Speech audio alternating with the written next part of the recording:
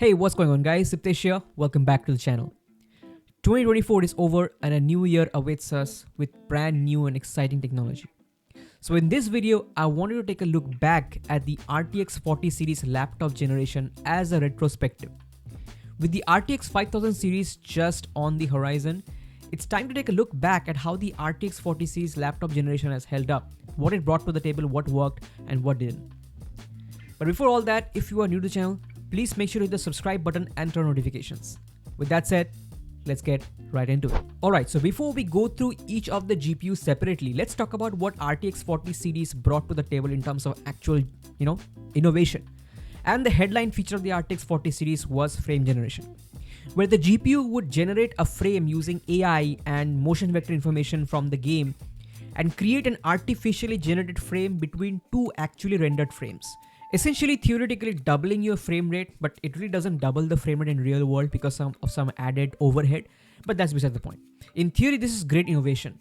Frame generation will make your gameplay smoother and it'll increase fluidity when you see the game on your screen, and it'll also help eliminate CPU bottleneck. However, this frame generation technology has a couple of major disadvantages. Number one is added input latency. So what happens is when you enable frame generation, it increases your input latency. That's because the game doesn't register your inputs when the artificially generated frame is displayed or it is rendered by the GPU. It registers your input for the actually rendered frame on the GPU, but the one that is artificially generated by the GPU, that one doesn't register your inputs, which is why there is an increase in input latency. And this is what bothered me a lot. Nvidia made frame generation exclusive to RTX 40 series GPUs, citing the reason that RTX 40 series have better optical flow accelerators, which is okay, whatever the reason be. But what they did was they compared the performance between RTX 40 series and RTX 30 series while enabling frame generation on RTX 40 series and showing massively artificially inflated numbers compared to the RTX 30 series, which is completely misleading. Comparing FPS with frame generation turned on with a natively generated FPS is not the same thing. You cannot compare gameplay where you are getting native 60 FPS with RTX 40 series laptop GPU, which is generating the same 60 FPS, but while frame generation turned on. These two are absolutely not comparable. Frame generation 60 FPS is not the same as 60 FPS native. That's the end of the topic. In my opinion, in my personal use, I have an RTX 4060 laptop and I have used frame generation very little. In my experience, if you're playing with keyboard and mouse, you need to have at least 50 FPS, to not bother you with the added latency. Below 50 FPS with mouse and keyboard, yeah, that's my limit. However, if you're playing with a controller, then frame generation is much more acceptable because of the controller's added input latency. It kind of masks the latency increase of frame generation. So if you're playing with a controller, then yeah, you can use frame generation. And but again, the frame generation is not an alternative for pure performance. That's what I want to get at. The other issue with frame generation is that it requires more VRAM. It increases your VRAM utilization, and VRAM is the biggest issue with RTX 40 series, desktop GPUs. But it's even a bigger issue on RTX 40 series laptop GPUs.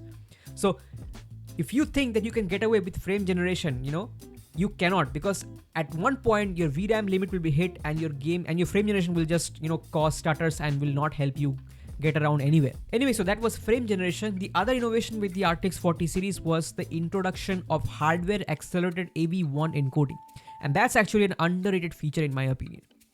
AV1 encoding is significantly better than H.264 when it comes to the ratio of bitrate to quality. Essentially, if you are a streamer, you can use AV1 to stream at lower bitrate but not lose quality. In fact, you can probably gain a lot more quality compared to H.264. The ratio of bitrate to quality is a massive improvement with AV1 encoding. In fact, I regularly use AV1 encoding when doing local game streaming from my RTX 4060 laptop to my phone and my tablets. It really helps me save a lot of bandwidth, because when a lot of people are using the same Wi-Fi in the house, I can play with AV1, reduce the bitrate, but still not lose quality. It's actually a really underrated feature in my opinion. And finally, the biggest innovation with the RTX 40 series was basically the architecture. The AWS architecture, along with cutting-edge TSMC's 4nm node, the RTX 40 series brought about significant improvements in terms of efficiency, and it's extremely important for laptops. Laptops is portable technology, efficiency matters a lot. So RTX 40 series being extremely efficient brought about some of the most slimmest, most portable laptops in this generation with a lot of GPU horsepower. Like you've seen 14-inch laptops packing RTX 4090s, it's pretty insane. So, efficiency is the biggest innovation with RTX 40 series. Not so much important for desktops, but for laptops, this was pretty much a game changer. So that was all about the innovation with the RTX 40 series. Now let's deep dive into each of these RTX 40 series laptop GPUs, starting with the RTX 4050. So right off the bat, the RTX 4050 is the first 50 series laptop GPU that came with 6GB of VRAM. So that was pretty good to see, although we should have had 6GB of VRAM with the RTX 3050 at the start, but better late than never. The issue was the RTX 4050 at launch was priced the same as an RTX 3060 at a whopping $1,000 MSRP, which is pretty crazy. So basically an RTX 4050, it's a 50 series GPU priced like an RTX 36, like a 60 series GPU. So compared to the RTX 3050, the RTX 4050 brought about huge improvements in terms of performance as well as value for money. But that's because the RTX 3050 was massively nerfed at the first place. The RTX 3050 came with only 4GB of VRAM in 2021, and it was massively downgraded compared to the 8GB RTX 3050 desktop. So the RTX 4050 laptop GPU being better than the RTX 3050 laptop GPU and also better value for money and also performance is not really surprising to me. However, when compared to the RTX 3060, that's where the RTX 4050 feels less impressive. It's kind of meh. The RTX 4050 could not beat the RTX 3060 at 1080p, and it falls quite a bit behind at 1440p, about to the tune of like 10%. Now let me give you some context with what's going on with Nvidia so that you can get a trend. The GTX 1050 with 2GB of VRAM absolutely crushed the GTX 960 mobile with 4GB of VRAM to the tune of 30%. Then the GTX 1650 mobile with 4GB of GDDR6 VRAM matched the GTX 1060 mobile with 6GB of GDDR5 VRAM. And then came the absolutely terrible RTX 3050 Ti, which could not beat or match the GTX 1660 Ti, which had 6GB of VRAM. The RTX 3050 Ti had a disgusting 4GB of VRAM in 2021 and cost a lot of money. And then the non-Ti RTX 3050 fell further behind the 1660 Ti by to the tune of like 10% or so. So you can see the trend that's going on right now. The current generation lower tier product fails to match or beat the previous generation immediate upper tier product as the years go by. That's what's going on. And to be honest, the GTX 10 series Pascal generation was just amazing. We haven't had that kind of, improvements coming on to laptops since then. So, a bit of an exception, I guess. But what's worse is at launch, the cheapest RTX 4050 mobile was the MSI GF63, which came with only a 45W RTX 4050 and had pretty terrible build quality, had a single fan. It was a heavily compromised laptop. And at the same time, premium RTX 3060 laptops from the previous generation like the Lenovo Legion 5 had dropped heavily in price and was simply a much better buy. However, as a couple of months went by, RTX 4050 laptops steadily dropped in price.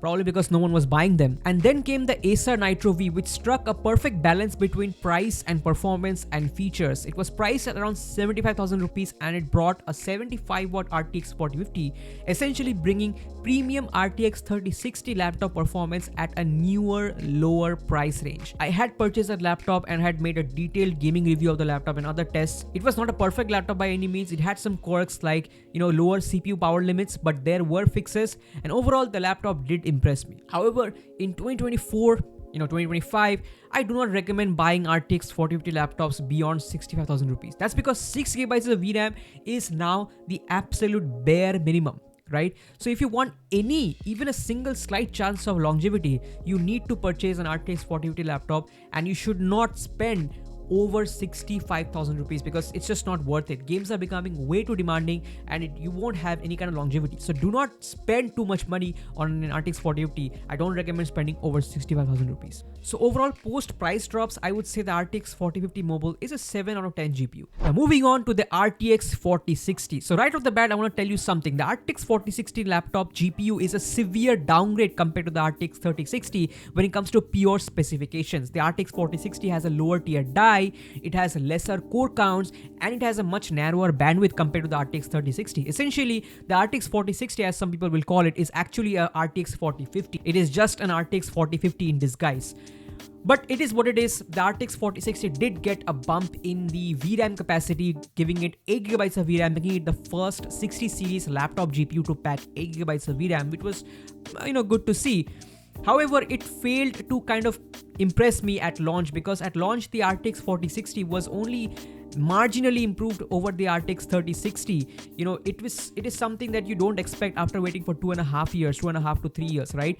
So the RTX 4060, didn't really impress me. It brought about marginal improvements over the RTX 3060, and that too because the RTX 3060 was heavily nerfed compared to the RTX 3060 in desktops. The RTX 3060 in desktops had 12GB of VRAM compared to the RTX 3060 in laptops, which only had 6GB of VRAM, which was pretty unfortunate because the RTX 3060 is still a pretty capable GPU. It just was heavily nerfed in terms of VRAM in laptops. However, in 2024, late 2024, 2025, the RTX 4060 is now significantly better than the RTX 3060 just because the 4060 packs those extra 2GB of VRAM. I have tested the RTX 4060, it's my personal laptop, and I've compared against the RTX 4050. As you know, the RTX 4050 is pretty close to an RTX 3060, and in my testing, the RTX 4060 is significantly better than the RTX 4050. So as the months have passed, the extra 2GB of VRAM has given the RTX 4060 a significant advantage over the RTX 3060. The RTX 3060 was just unfortunately nerfed in terms of VRAM capacity. If the VRAM of the RTX 3060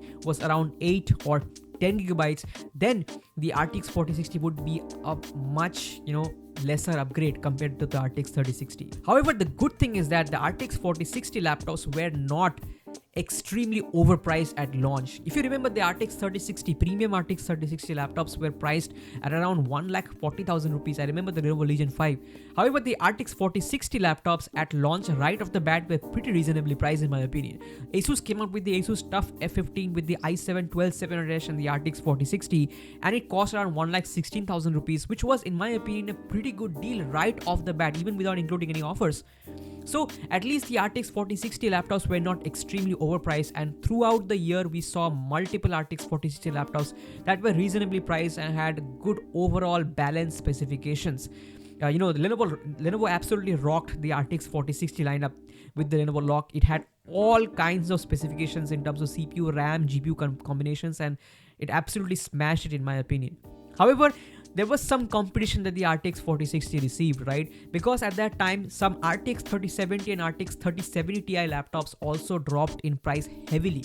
And the RTX 4060 could not beat the RTX 3070 at 1080p and at 1440p. In fact, at 1440p, the RTX 4060 is around 10% slower than an RTX 3070. And compared to the RTX 3070 Ti, it's around 15 to 18% slower, the RTX 4060, So the RTX 4060, just like the RTX 4050, couldn't really beat its previous generation upper tier product. So there was quite a lot of confusion at that time, like whether to buy an RTX 4060 laptop with all this frame generation or to go for RTX 3070 Ti laptops. There were a couple of great choices with the RTX 3070 Ti, the HP Omen as well as the Acer Nitro 5.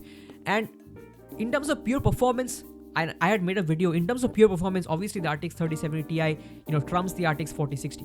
But the thing was, at that time, I sided with the RTX 4060 because the RTX 4060 is extremely efficient. Like the power difference between an RTX 4060 at performing at its full potential compared to an RTX 3070 at its full performance is huge. And in a warmer climate country like India, it would be much easier to manage an RTX 4060 laptop. In fact, I have great experience playing with the RTX 4060, in my Lenovo Lock when playing at 60 watt, 65 watt.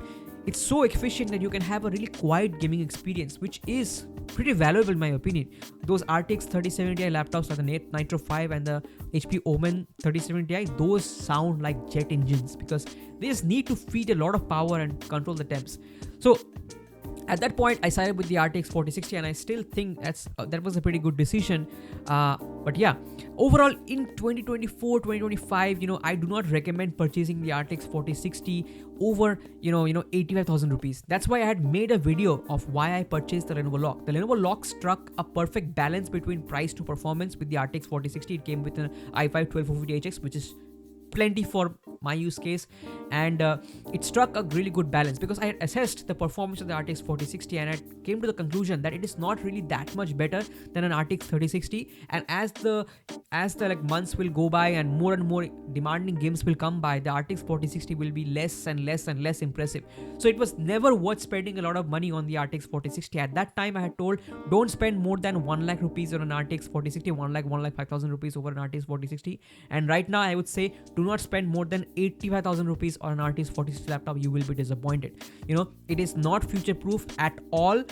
So you rather save money, than to put a lot of money and then just not being able to play the latest games coming forward. So that was the RTX 4060 in my opinion. It was one of the best GPUs, honestly, in the RTX 40 series. I would say the best GPU in the RTX 40 series generation because it struck the best balance of price to performance, and it brought about significant efficiency advantages to the laptops, and it essentially performs the same as an RTX 4060 desktop.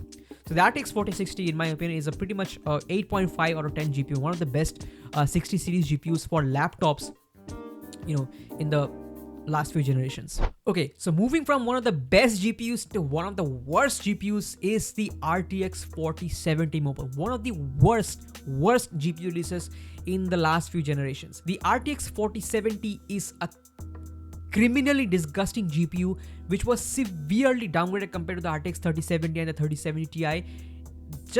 I will probably go on a huge rant on the RTX 4070. The RTX 4070 mobile is the first 70 series GPU for laptops, if I remember correctly, that couldn't match the previous generation 80 series GPU. It is pretty disgusting. Like the RTX 3070 absolutely crushed the RTX 2080 and the 2080 Super as well. Whereas the RTX 4070, it barely beats the RTX 3070 Ti. It barely beats it. I mean, the GTX 1070 crushed the GTX 980 mobile. The RTX 2070 also kind of beat the GTX 1080 if I remember correctly. The RTX 3070 crushed the RTX 2080. And now here we are with the RTX 4070, which barely manages to beat the RTX 3070 Ti. Barely. Like in many games, it doesn't even beat the RTX 3070 Ti. And overall, it comes, it just matches the RTX 3070 Ti in my opinion. The RTX 4070 is considered as a premium tier GPU. It's a 70 class GPU where you expect, premium tier GPUs to have the most upgrades and to beat the previous generation 80 series GPU, but that was not the case. The RTX 4070 mobile is one of the worst, mobile releases ever. It only comes with 8 gigabytes of VRAM and it costs such a lot of money. That's because it's a 70 series GPU, right? It comes with the 70 series premium tax, basically. That's what I would call it. But it only comes with 8 gigabytes of VRAM and it costs so much money. It at least costs 50% more compared to similar tier RTX 4060 laptops. The 4070 laptops cost 50% more money and it only comes with 8 gigabytes of VRAM and it only matches the RTX 3070 Ti. What's worse is at that time, I remember there were a few RTX 3080 and RTX 3080 Ti laptops with 16 gigabytes of VRAM that was available for the same price or like much lower than an RTX 4070 laptop. I remember the Asus ROG Scar 17 was available, or Scar 15 was available with the RTX 3080 Ti 16 gigabyte for around 1,70,000 rupees to 2 lakh rupees, and it came with 16 gigabytes of VRAM. And at 4K, the RTX 3080 Ti absolutely demolishes the RTX 4070, demolishes it. Okay, so the RTX 4070 didn't make any sense ever. Okay, some lucky folks of you, some of you may have actually purchased the RTX 3080 Ti, the Asus Scar 15, and you guys are really lucky, guys. 16 gigabytes of VRAM will really help it, stretch its legs and have a much greater longevity compared to the RTX 4070 mobile. So yeah, I will probably go on an endless rant about the RTX 4070 mobile, one of the worst GPU releases for laptops. I don't have anything good to say about it. Wherever you will see an RTX 4070 stuffed in any laptop, that laptop just drops in value. Any laptop with an RTX 4070 GPU just drops deeply in terms of value. So I don't have anything good to say about the RTX 4070 mobile. In my opinion, the RTX 4070 mobile is a complete failure. I would give it a 2 out of 10. So it's a complete fail. Alright, moving on, we have the RTX 4080 and the RTX 4090. I'm going to club these two GPUs together because these two GPUs are just significantly more expensive and more performant compared to the RTX 4070 mobile. Nvidia basically kept a Grand Canyon gap between the RTX 4070 and the RTX 4080. There was a huge difference in performance. The RTX 4080 also scales beyond 115 watts. That was another thing. All the RTX 4050, 60, 70, they were like, voltage limited. So they didn't scale beyond 115 watts. I think it would saturate around 105 watts or so. Whereas the RTX 4080 would actually scale all the way up to 175 watt. And the RTX 4080 brought about massive improvements in terms of performance compared to the RTX 3080 Ti. It was a huge improvement. The RTX 4080 is basically an RTX 4070 Ti in terms of specifications, but with slower VRAM and obviously lower power limits. And the RTX 4090 mobile came with 16GB of VRAM, as it was basically an RTX 4080 mobile in terms of specifications, but with slower VRAM. However, the issue was, no matter how much more performance these two brought to the table, the RTX 4080 was just super expensive. It was at least 1 lakh rupees more expensive than an RTX 4070 laptop. So, Nvidia basically told gamers that if you want to play, you gotta pay. And the RTX 4080 mobile, in my opinion, is the best, value for money alongside the RTX 4060 mobile. But just that you have to pay a lot to get that value for money advantage. The RTX 4080 mobile with 12GB of VRAM just is a 4K ready card. At that point, at least during the beginning of the generation, it was a 4K 70 FPS card, which is pretty incredible for a laptop. I remember the 2023 Zephyrus G14 came with the RTX 4080 and 4090 125 watt GPUs, and those are significantly better than the best RTX 4070 laptop that you can get. The RTX 4080 at 125 watt is significantly better than the best RTX 4070 laptop that you can buy, and that came in a 14-inch chassis. So coupled with incredible specification improvement and also architecture and efficiency improvement, the RTX 4080 is, in my opinion, the best value for money GPU, or I would say alongside the RTX 4060, the best value for money GPU. It's just that you have to spend a lot of money, and to me, it's just not worth it. At minimum, you have to spend 250,000 rupees to get an RTX 4080 laptop, which is just too much in my opinion. It's beyond most people's price budgets. And the RTX 4090 brought about some more improvements, but I would say the RTX 4090 is actually, in my opinion, severely starved in terms of power limits. 175 watt is just not enough for the RTX 4090 mobile to show its advantages over the RTX 4080 mobile. There was a very little advantage between the RTX 4080 mobile and the 4090 mobile, and it's because the RTX 4090 mobile just needs more power to scale. So yeah, in terms of value for money, the RTX 4090 mobile was a really poor value for money, as it cost another 1 lakh rupees over the 4080 to get the 16GB of VRAM. The only advantage was the 16GB of VRAM, in my opinion. But yeah, that was the RTX 4080 mobile and the 4090 mobile, and that was overall the RTX 40 series generation. The winner is basically the RTX 4060, in my opinion, because that brought significant improvements in performance and efficiency and price compared to the previous generation, and was readily available through various manufacturers, and you had a lot of options to pick and choose. So that was the RTX 40 series generation, guys. In my opinion, it was not really one of the most impressive generations, I would say. It was overall more impressive than the RTX 30 series, in my opinion, because of the launch prices of the RTX 4060. Just a bit more palpable, in my opinion. However, it's just not close to the GTX 10 series Pascal. Just not close, guys. So yeah, that was all about the 40 series generation, guys. Now we are waiting for the 50 series generation. Unfortunately, it is not looking that great. I would make a separate video on the RTX 50 series laptop generation that's coming up, like what to purchase, what to look for, what to expect, but it's not looking that great, in my opinion. So yeah, that's all for this video, guys. Thank you so much for watching. 2024 is over, so happy new year 2025. I hope that new year brings up a lot more innovation and also prosperity to your lives, and you get better in your life, and just stay happy. Alright, guys, with that said, thank you so much for watching. Please make sure to hit the subscribe button and turn on notifications. A lot more content is to come. Take care, and I'll catch you in the next one. Peace.